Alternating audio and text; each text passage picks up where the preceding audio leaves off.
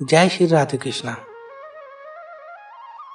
एक राजा बड़े धर्मात्मा और दयालु थे, किंतु उनसे भूल से कोई एक पाप हो गया था। जब उनकी मृत्यु हो गई तब उन्हें लेने यमराज के दूत आए। यमराज के दूतों ने राजा को कोई कष्ट नहीं दिया। यमराज ने उन्हें इतना ही कहा था कि वे राजा को आदर पूर्वक नरकों के पास से आने वाले रास्ते से ले आए।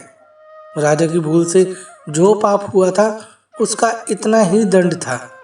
यमराज के दूत राजा को लेकर जब नरकों के पास पहुंचे तो नरक में पड़े प्राणियों के चीखने चिल्लाने और रोने का शब्द सुनकर राजा का हृदय घबरा उठा। वे वहां से जल्दी जाने लगे। इसी समय नरक में पड़े जीवों ने उनसे पुकार कर प्रार्थना की, महाराज आपका कल्याण हो, हम लोगों पर दया करके आप एक घड़ी यहाँ खड़े रहिए।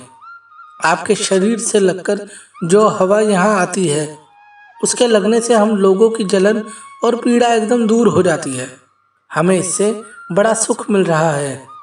राजा ने उन नार की जीवों की प्रार्थना सुनकर कहा, मित्रों, यदि मेरे यहाँ खड़े रहने से आप लोगों को सुख मिलता है तो मैं पत्थर की भांति अचल होकर यहीं खड़ा रहूंगा। मुझे यहाँ से अब आगे नहीं जाना है। यमदूतों ने राजा से कहा, आप तो धर्मात्मा हैं, आपके खड़े होने का यह स्थान नहीं है। आपके लिए तो स्वर्ग में बहुत उत्तम स्थान बनाए गए हैं। यह तो पापी जीवों के रहने का स्थान है। आप यहाँ से झटपट चले। राजा ने कहा, मुझे स्वर्ग नहीं चाहिए। भूखे प्यासे रहना और नरक की आग में जलते रहना मुझे बहुत अच्छा लगेगा। यदि अकेले मेरे दुख उठाने से इन सब लोगों को सुख मिले, प्राणियों की रक्षा करने और उन्हें सुखी करने में जो सुख है वह सुख तो स्वर्ग या ब्रह्मलोक में भी नहीं है। उसी समय वहां धर्मराज तथा इंद्र आए।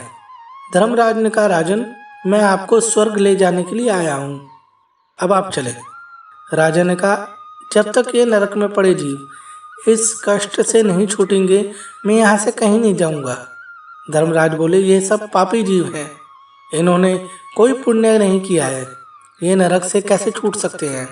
राजा ने कहा, मैं अपना सब पुण्य इन लोगों को दान कर रहा हूँ, आप इन लोगों को स्वर्ग ले जाएं, इनके बदले में मैं अकेले नरक में रहूंगा।